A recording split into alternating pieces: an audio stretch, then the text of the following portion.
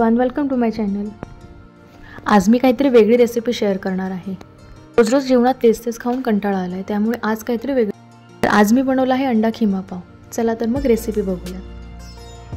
अंडा खिमा पाव करण्यासाठी मी 4 अंडी उकळत ठेवली आहेत।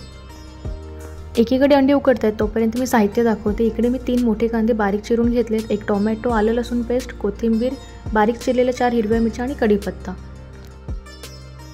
अंडी उकडून झाली की मी अंड्याचे साल काढून घेते आणि किसणीवर बारीक करून घेते।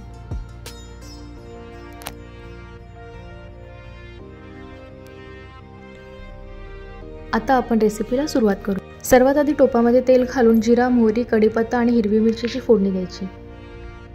मोहरी चांगली तडतडली की आता त्यामध्ये आपण घालणार आहोत बारीक चिरलेला कांदा। कांदा चांगला लाल होईपर्यंत परतून घ्यायचा आहे।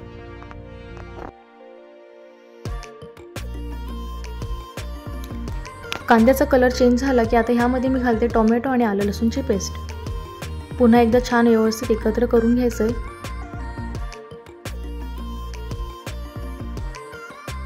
कांदा टोमॅटो शिजून चांगले मऊ झाले की आता ह्यामध्ये आपण घालणार आहोत अर्धा चमचा हळद, 1 चमचा धणा पावडर, 2 चमचे लाल मसाला। मी कोणतेही एक्स्ट्रा मसाले वापरत नाही, तुम्हाला हवं तर तुम्ही गरम मसाला वगैरे ॲड करू शकता। सर्व छान एकत्र करून घ्यायचं आहे।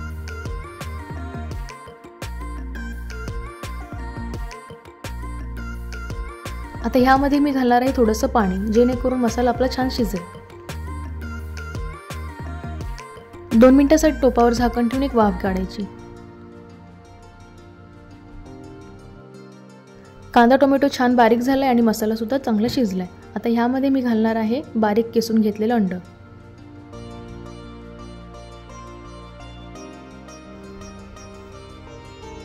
चवीनुसार मीठ घालायचं, वरून थोडीशी कोथिंबीर आणि सर्व छान एकत्र करून घ्यायचे। आणि हो, एक महत्त्वाची टिप सांगते, ती लक्षात ठेवा।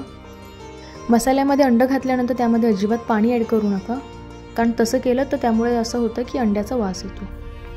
त्यामुळे जेव्हा आपण कांदा टोमॅटो शिजवतो, मसाले शिजवतो, तेव्हाच तुम्ही हवं ते पाणी ॲड करा। सर्व चांगलं एकत्र करून घ्यायचं आणि 2 मिनिटांसाठी झाकण ठेवून घ्यायचं।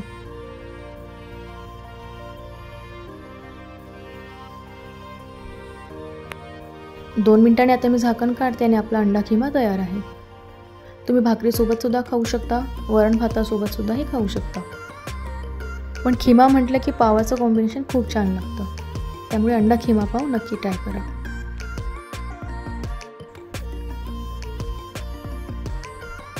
खूप सुंदर असा सुगंध येत होता आणि मस्त आपला अंडा खिमा तयार आहे। आता मी एका भांड्यामध्ये काढून घेते।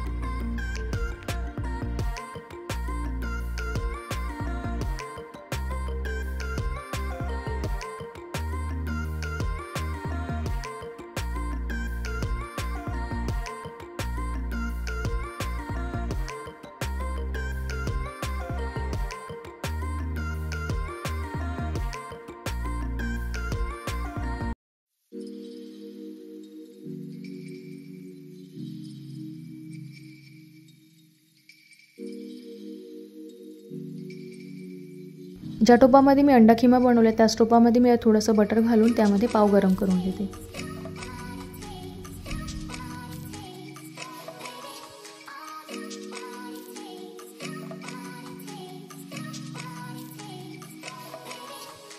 आणि आपला अंडा खिमा पाव खाण्यासाठी तयार आहे। मस्त गरमागरम सर्व करा। त्यावर थोडंसं बटर घालायचं,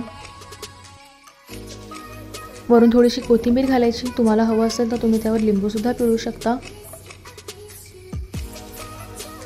आणि पावासोबत एकदा टेस्ट करून बघा, तुम्हाला नक्कीच आवडेल। रेसिपी तर खूपच छान झाली होती, तुम्ही सुद्धा ट्राय करा आणि मला सांगा कशी झाली ते। भेटूयात नेक्स्ट व्हिडिओमध्ये। Bye bye, thank you.